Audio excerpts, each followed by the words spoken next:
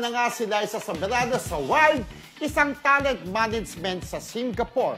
Nito lamang nga ay kinumpirma rin ni James Reid na matagal nang kumalas si Liza sa kanyang management na careless.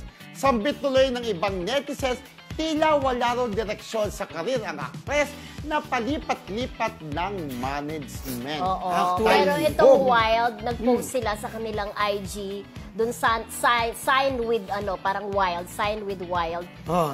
Parang let's all welcome Filipino actress Liza Soberano to parang Wild family, ganon. Yes. Doon may mga nag-comment at may nag-comment din sa ibang social media na parang sinasabi nila na from careless tapos naging wild naman daw. Parang negative. Una careless tapos naging wild. Parang sinasabi nila na ano na daw ba ang magiging direksyon ng career ni Liza. Pero in fairness kasi, nakikita ko rin yung point ng pinatutunguhan ng career ni Liza na parang sa iba't ibang bansa meron siyang management. Gusto niya like talaga sa Amerika, meron siyang agency yun ang agency na tinatawag. Kung saang bansa siya naroon, may humahawak ng career niya. Kasi nga, ang aim niya talaga yung international. Makilala siya international. Sa bawat bansa yun. Mahirap nga naman na iisa ang manager at saka, niya. Mildred, diba? pag nag-succeed naman yan, di ba? Yes. Karangalan siya ng Pilipinas, di ba? Pero siguro yung ibang mga netizen, nakakapag-comment lang na ganon. Kasi namimiss na talaga nila si Liza. Hanggat wala silang nakikita talaga na big project or big movie, big series ni Liza, mananatiling nanghihinayang sila. Diba sa career ni Liza na ang ganda-ganda nung umalis siya dito sa Pilipinas. Pero yun nga, diba, gaya uulitin ko sana, sa bagay masarap naman mangarap ng international naman makikilala kung maging Hollywood actress ka, di ba? Pero sana kung, if I were Liza, sasamantalayin ko na yung kasikatan ko dito sa Pilipinas, di ba? Sayang, di ba, ngayon, iba-iba ng management na naman niya. Itong Wild, baka mamaya maging Wild din siya. Pwede naman siyang kagaya ng ginagawa ni Kim Chiu, di ba? Wild din siya din sa talagang kakaiba yung character niya din sa din lang, di ba? Pero ito, kung Wild siya, Wild, kasi Wild ang pangalan ng management, di ba? So, magiging Wild kaya yung mga characters na gagawin ni Liza.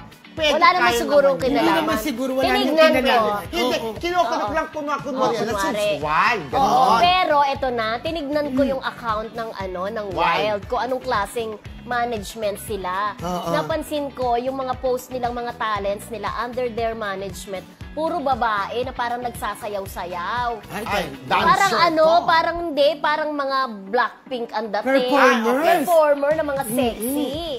Parang mga kalista, yung mga gano'n. Huwag naman sanang maging gano'n ang parang mga singers sila Parang hindi nga sila mga actress Dapat sa acting portion talaga hindi dapat acting si Liza. Tinignan ko yung mga hinahawakan nilang mga talent, puro halos babae. Pero baka naman si Liza hindi siya ilalagay doon, di ba? Hindi, baka naman pwede rin magpe-perform siya.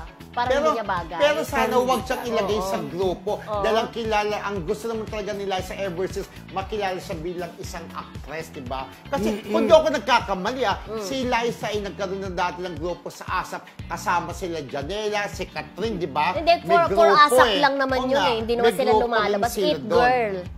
It Girl yun, kasama sila Julia Barreto, Catherine Bernardo, Janela Salvador. Tsaka for lang talaga yon, for ASAP lang yon. Pero sa akin hindi siya dapat masama. Kung yun ang nakita mo, nakita ko maraming mga talents. Hindi sana masama sa grupo-grupo.